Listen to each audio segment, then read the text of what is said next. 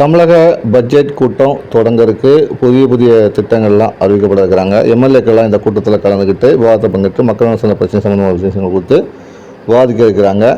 இந்த சூழ்நிலையில் சட்டசபைக்கு ஒரு எம்எல்ஏ மீண்டும் சட்டசபைக்கு வராரு. அவர் யாருன்னு பார்த்தீங்கன்னா, தேமுதிகவில் எம்எல்ஏவாக இருந்து தேமுதிக விஜயகாந்த் எதிர்க்கட்சி தலைவர் விஜயகாந்த் இருந்தபோது தேமுதிகவின் கொறடாவாக இருந்தவர் வி.சி. சந்திரகுமார். அவர் தேமுதிகவில் விலகிய காலகட்டத்துக்கு பிறகு திமுகவில் இணைஞ்சிருந்தார். அதன் பிறகு சமீபத்தில் நடைபெற்ற ஈரோடு கிழக்கு இடைத்தேர்தலில் சந்திரகுமார் போட்டியிட்டார். திமுக சார்பில் போட்டியிட்டு வெற்றி பெற்றார். இந்த இடைத்தேர்தலில் போட்டிட்டு வெற்றி பெற்றார். அந்த இடைத்தேர்தலுக்கு காரணம் ஈவிகேஸ் இளங்கோவன் மறைவால் அந்த தேர்தல் நடத்தப்பட்டுச்சு. அந்த தொகுதியில் தேர்ந்தெடுக்கப்பட்ட வி.சி. சந்திரகுமார் தற்போது எம்எல்ஏவாக தேர்ந்தெடுக்கப்பட்டுள்ளார்.